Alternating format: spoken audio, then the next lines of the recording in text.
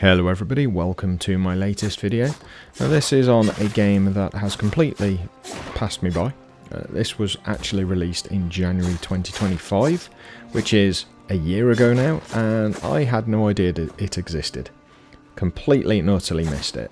I saw it when I was looking through the store the other day, and it looked immediately interesting. I'm going to say it that way. When I had a look at the trailers and the screenshots, it also looked amazing.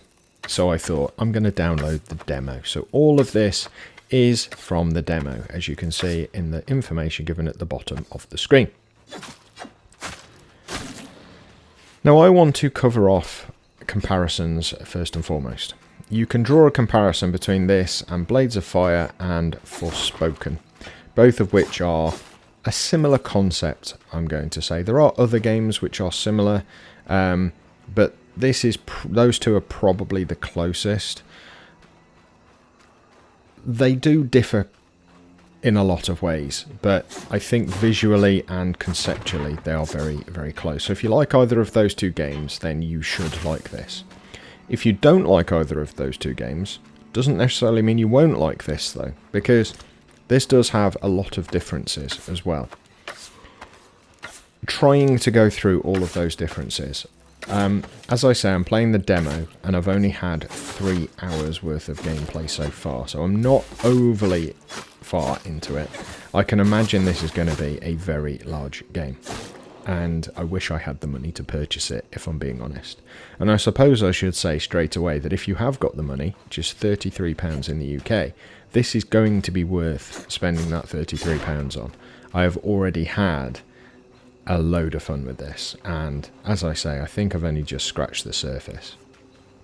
Now, visually, it is stunning.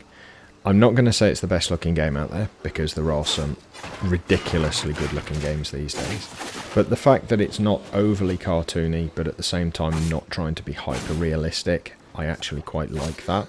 It has a very unique art direction and aesthetic to it. I like the fact that it's also not tried to go too retro. It annoys me that so many game companies are just picking the pixel art route these days. I mean, I'm no game developer, but I would imagine coding the actual game itself is the same, but from an art perspective, it is much simpler to do pixel art. And I almost see it as a bit of a, not a cop-out, that's the wrong word, because I don't know how hard development is, but when you get games that look like this, and then you get somebody else who's selling a game that looks like it's from the 1980s for the same amount of money, it irritates me a bit. It probably shouldn't do, but it does, and that's just me, so I'm sorry if that is upsetting or offensive to you, but that's just the way I see things. But this one definitely doesn't have that problem. This is a really good looking game, and for a relatively unknown studio, I mean, in one of the videos that I watched about it, I'm sure I recognise the name of one of the developers, and I can't for the life of me remember what it is, and I haven't taken note of what it was, but I'm sure I recognise the name from a really well-known development company. But Yellow Brick Games is not a company that I have heard of very much at all. So for me, this is the first game I've ever known they've created. So a relatively new studio, and they have done an exceptionally good job. I would imagine they haven't got AAA budgets, so the fact that they can do water effects and just visuals like this right off the bat is quite impressive. Again, I'm no computer artist and I'm no developer, so I might be just making a complete fool of myself, but that's the way I see it.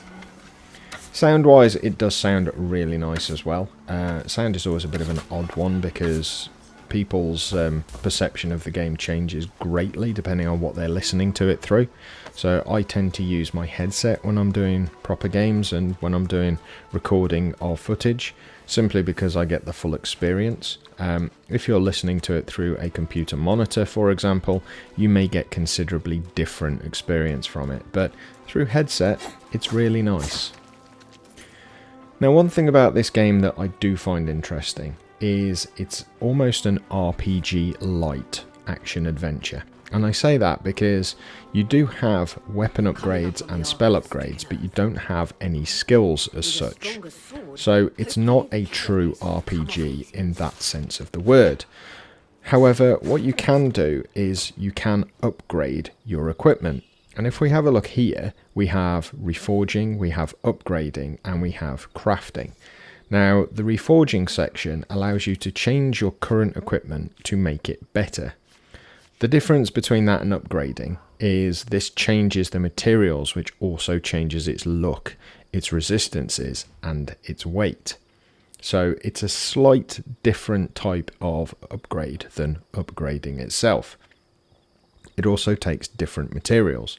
So for example, if I change this to something along the lines of cobalt iron, I'm not going to, but if I did, it would obviously give me a different set of statistics. When I came to upgrade it, the chances are I would need to use that cobalt iron again. Whereas the initial one, I would upgrade it, I probably wouldn't get as big an upgrade because it's a bog standard materials, but it would cost the bog standard materials to upgrade it, if that makes sense.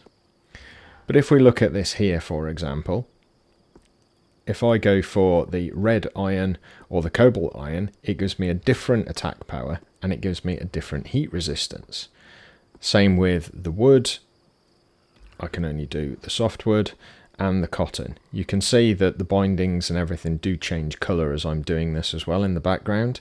So the shield will change colour, the bindings will change colour, and all sorts of things along that line. So I'm going to select the dense Akala fur simply because it's the best resource I've got and gives me the best upgrades. I will select them, honestly. There we go. And there we go. We have my equipped gear has been reforged. I could now upgrade that to level 2 and it would increase all of those stats. With that improved item or weapon, I can now move forward with the story. So sometimes your equipment upgrades are linked to story progression, so do bear that in mind when you're considering the use of your resources. Wanted to show this bit simply because there is another comparison that this game can draw, and that is with a very old game, and that game was called Shadow of the Colossus. So anyone who has played that knows that that game is all about climbing up giant, hairy monsters and attacking weak points to try and destroy those monsters. Some of them are flying, some of them are swimming, most of them are walking, but all of them are immense in size, and you basically have to cling on for your life. This is a very similar situation. You do get smaller creatures that you have to fight, but this is the majority of where you're going to unlock new spells. The reason I paused is I was trying to word that correctly. So the reason for fighting these large robotic monsters, or arcs as they're called in this game, is because they include, or they contain, things called strands. And those strands are what allow you to unlock your magical talents. Now, your magical talents fall into 3 categories. You've got ice, fire, and telekinesis. And you start the game with ice and telekinesis spells, but you've only got 1 of each. Now you can unlock more and you can upgrade the ones you've got. But you do so by basically destroying these arcs. Now, there are small arcs and there are these much larger arcs, and it's these large ones which contain the shards, or strands, as far as I've told so far. Now, I think you can see by what's on screen that you're climbing, you have to hold on to make sure you don't get flung off. Very, very similar to Shadow of the Colossus. And the fact they've included it just as an extra bit is just, I don't know, I just find it absolutely brilliant. It's not the only game that's done it. There are quite a few games that have now had that kind of jump onto and climb up massive beasts. Dragon's Dogma did it, for example. But this one has definitely got the weak points, and those glowing weak points are why I draw that comparison with Shadow of the Colossus so easily. Now, one of the other things about this that I do like is you have the ability to knock off the armor plates. Now, you have to hit slight weak points, which are these little grey, almost bolts that are holding these armor plates in place. And once you do, you then get through to the magically enhanced skin underneath. And that magically enchanted skin underneath is what allows you to damage the arc. Absolutely brilliant fighting. Now, you have 3 different weapon types. You have sword and shield, bow, and there is access to 2-handers, although I have not unlocked access to those so far in my demo playthrough. The sword and shield is obviously more defensive, but not as powerful as your bow. With your bow, you equip it by basically pressing L1 and circle on PlayStation, and then you have to press and hold R1 to draw your bow and release R1 to fire your bow. There is no 2-button shooting in this game. You do not zoom in with L2 and you do not fire with R2. It's all down to R1. When you've got your sword and shield out, your sword and shield out, your R1 button is actually block, and if you time your blocks correctly, you will do a parry. So it does have a block and parry mechanic built into it. Not so unforgiving as some other games out there, but it is pretty hard to get the timing correct, I must say. Either that or I'm just rubbish. Now, in addition to upgrading your equipment, you will have some crafting that you need to do for story progression. So this carapace here that I'm looking at doing is one of them.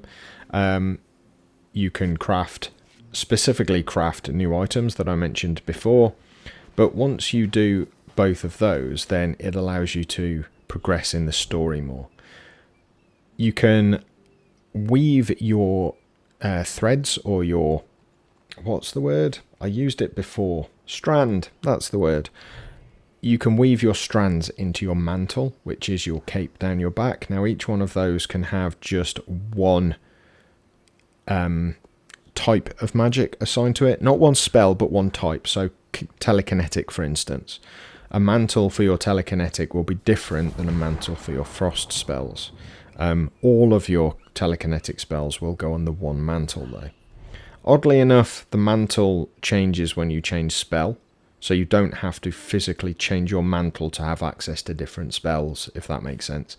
All of your spells are accessible, but when you select it, the mantle on your back or cloak changes. Bit of a weird way of doing it, but it's just the way they've selected it.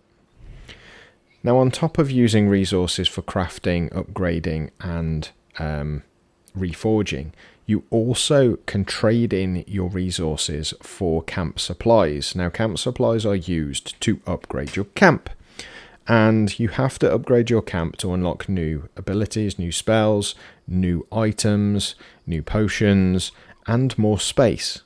So it is a balancing act of using the resource for your own benefit or using the resource for camp benefit, which kind of also benefits you. But that's basically what the conversion of your supplies is, and then upgrading stations.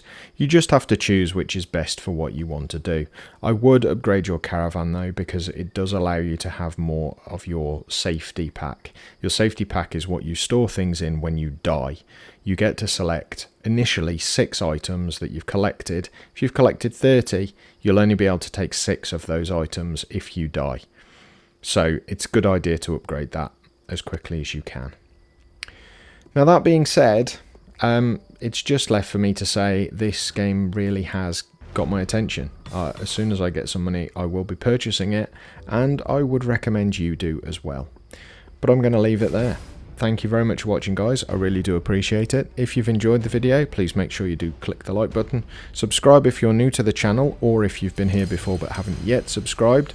And leave me a comment down below. Let me know what you think of the game. You all take care. Bye for now. And I look forward to seeing you for my next video very soon.